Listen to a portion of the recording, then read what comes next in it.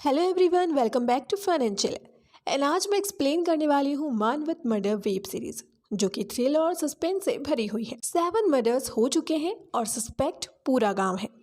कोई तो है जो खजाने के लिए अब तक 4 नाबालिग बच्चियों को और 3 लेडीज को कुल्हाड़ी से मार चुका है। अब सस्पेक्ट पूरा गांव है तो ढूंढना बहुत हार्ड है। जिनको सस्पेंस और थ्रिल वेब सीरीज देखना पसंद है, उन्हें तो ये वेब सीरीज को बिल्कुल भी मिस नहीं करना चाहिए। सो बिना टाइम वेस्ट किए चलिए आज का ये वीडियो स्टार्ट करते हैं। स्टार्टिंग में हम देखते हैं कि पार्वती नाम की औरत अपने खेतों में काम कर रही थी, तभी 2 आदमियों ने उसका मर्डर कर दिया और बॉडी को थोड़ा दूर फेंक दिया। गांव में ऑलरेडी सभी लेडीज की जान को खतरा है, तो हर कोई पार्वती के घर ना आने पर उसे ढूंढना स्टार्ट कर देता है। फिर पुलिस को डेड बॉडी मिल जाती है। ये लास्ट 1.5 ईयर में 7th मर्डर है। उधर मुंबई में रमाकांत अपने जूनियर्स को केस को कैसे इन्वेस्टिगेट करते हैं, क्या क्या ध्यान रखना चाहिए, इसकी ट्रेनिंग दे रहा था। तभी इसके सीनियर इसे बुलाते हैं। मानवत में हो चुके 7 मर्डर्स के बाद ये केस मुंबई सीआईडी के पास आ गया है। अभी रमाकांत को मानवत उन मर्डर्स को इन्वेस्टिगेट करने भेज दिया गया। रमाकांत के साथ वकाटकर भी यहाँ आ रहा है।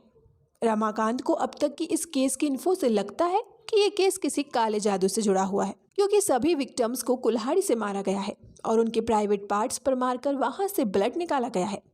इसीलिए रमाकांत अपने साथ काले जादू की बुक भी स्टडी करने के लिए लाया है। रमाकांत को यहाँ एक ओल्ड फ्रेंड मिला, शुक्ला। शुक्ला के साथ रमाकांत ने पहले भी वर्क किया है। शुक्ला के लिए रमाकांत आइडल है। यहीं पर इनकी गाड़ी के आगे एक आदमी आकर खड़ा हो गया। वो रमाकांत को उसकी जान की फिक्र करने को बोल रहा है।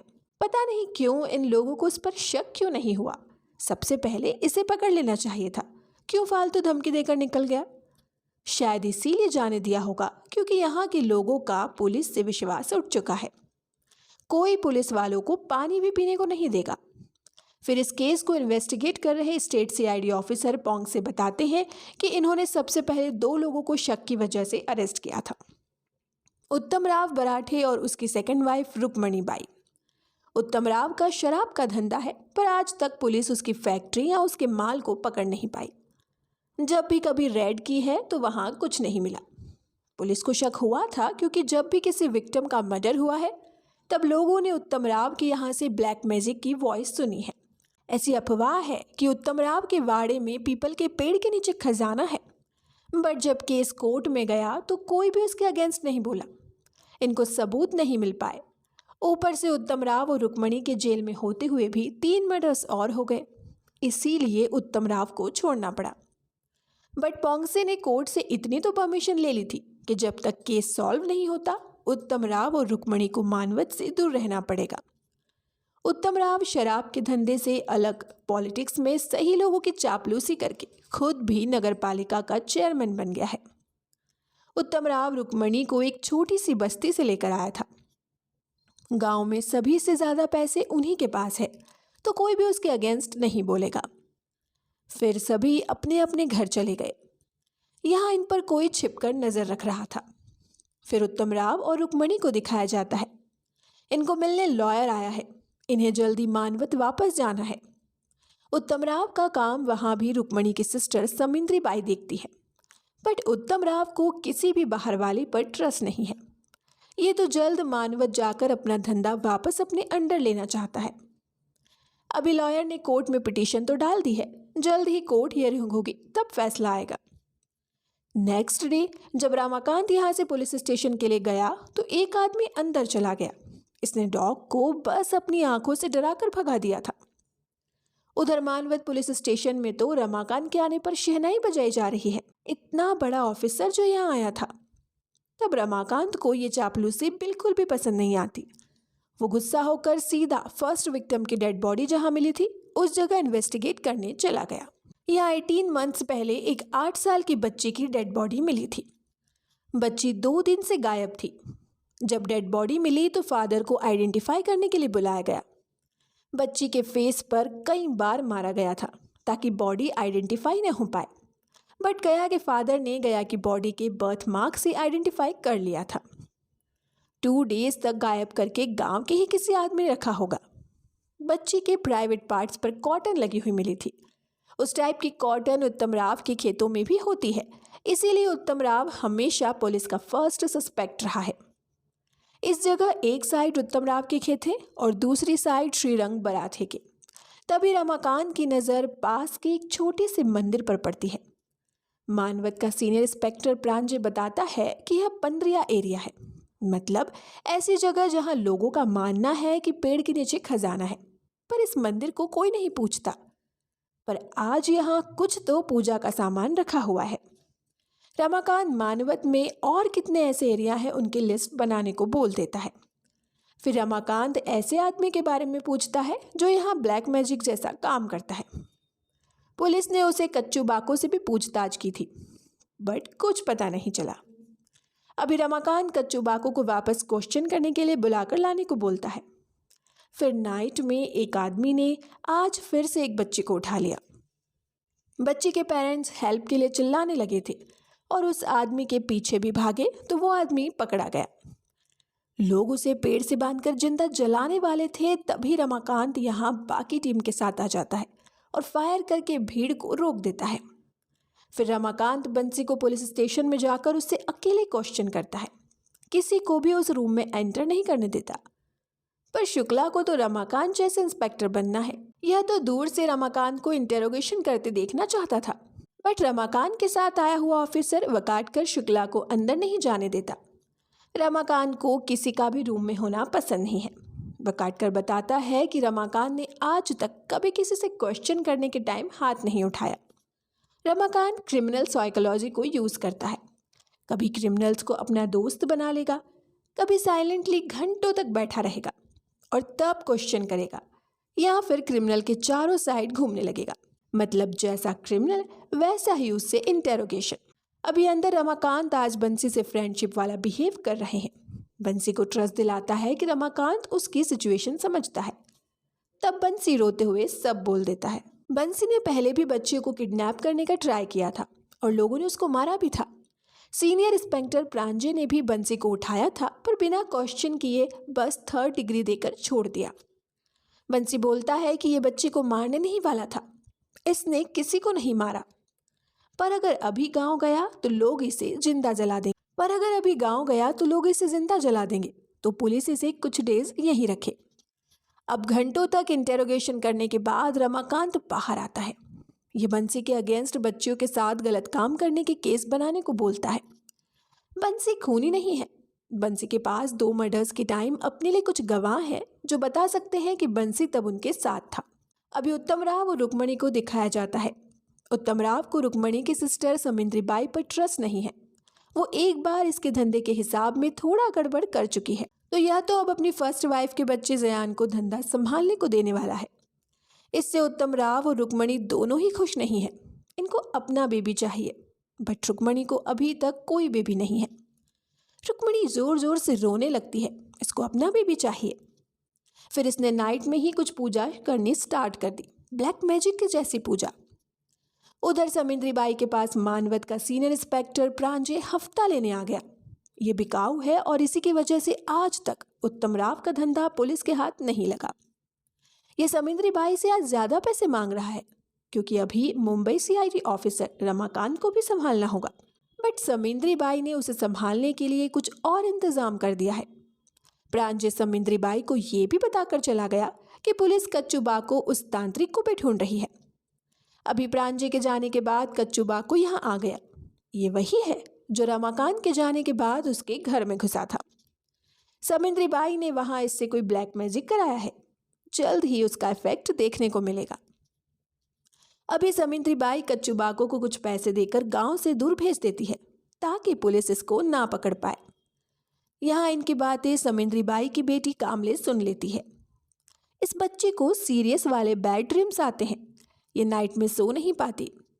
उधर नवाटेक गांव के उन सभी छोटे मंदिरों का मैप और लिस्ट बनाकर ले आया जहां लोगों को लगता है कि पेड़ के नीचे खजाना है। फिर next day Ramakant second victim की डेड बॉडी वाली जगह इन्वेस्टिगेट करने गया। यहाँ शकीला नाम की 10 साल की बच्ची का मर्डर हुआ था। लास्ट टाइम उसे राजू ने देखा था। बच्ची तब इमली तोड़ने का ट्राई कर रही थी। किसी ने उसे ब्रेड खिलाने का लालच देकर बुलाया होगा और तब मर्डर किया होगा। जब बच्ची की डेड बॉडी मिली तब उसके माउथ में ब्रेड था, इसीलिए वह आवाज नहीं कर पाई होगी। डेड बॉडी से थोड़ा दूर एक नाले के पास बच्ची के कपड़े मिले थे। रमाकांत उस जमीन के मालिक से पूछताछ करता है। वो बताता है कि उस टाइम वो गांव में नहीं था। यह तो पुलिस को श्रीरांग बराठे के क्वेश्चन करने को बोल रहा है, क्योंकि उसके भी खेतों में खजाना गड़ा हुआ है और वह 4 बार वहां ब्लैक मैजिक जैसा काम करा चुका है। खजाना मिला या नहीं ये तो नहीं पता। यहीं पर एक आदमी रमाकांत पर नजर रख रहा था। रमाकांत को ये बंदा इस पर नजर रखते हुए दूसरी बार दिखा है। ये शुक्ला को उस आदमी के बारे में पता लगाने को बोल देता है। उधर समिंद्री बाई अपनी बच्ची को स्कूल में लेके गई। इसने टीचर से अपनी डेयरी के काम के बहाने शराब के धंधे का हिसाब कराया। समिंद्री बाई पढ़ी लिखी नहीं है, इसलिए इसको हिसाब करने के लिए टीचर की हेल्प लेनी पड़ी। बट टीचर समझ गई थी कि यह हिसाब डेयरी के काम का नहीं है। यह समिंद्री बाई को दोबारा ऐसा हिसाब लाने को मना कर देती है।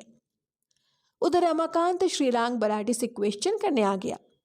श्रीरांग एजुकेटेड आदमी है, इसका अपना मेल है, यह खजाने में ब्लेम नहीं करता, पर गांव वाले बोलते हैं कि इसके खेतों में खजाना है, तो इसने ऐसे ही बस कच्चू बाको से विधि करा ली थी, पर इसने हमेशा बकरे की बलि दी है। जबकि कच्चू बाको बोलता था कि इस विधि के लिए औरत का खून चाहिए, पर श्रीरांग ने साफ मना कर दिया था। अभी रमाकांत कच्चू बाको को पकड़ने की जिम्मेदारी शुक्ला को दे देता है। जब से रमाकांत यहाँ आया है तब से कच्चू बाको गायब है।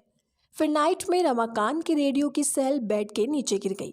ये टॉर्च से उसे उठाने के लिए नीचे देखता है। इसको वहाँ ब्लैक मैजिक वाली एक गुड़िया मिलती है। ये कच्चू बाको ने ही किया है। तभी से रमाकांत की हेल्थ थोड़ी खराब रहने लगी थी। उधर आज समिंद्री बाई की बेटी कामले गायब हो गई। इसने घर में देख लिया और आसपास पे चेक करने लग गई, बट कामले नहीं मिली। गांव के दूसरे लोग समिंद्री बाई की हेल्प नहीं कर रहे थे। फिर इसको एक जगह आग के पास कामले मिल गई। कामले ने एक ड्राइंग बनाई थी पेड़ के पास बलि की। कामले को उन मर्डर्स के बारे में काफ़ी कुछ पता है। यहाँ समिंद्री उस ड्राइंग को फाड़ कर जला देती है। दूसरी साइड रुक्मणी बाई आज भी नाइट में अपने बच्चे के लिए तंत्र मंत्र कर रही है। नेक्स्ट डे रमाकांत के घर डॉक्टर को बुलाया जाता है।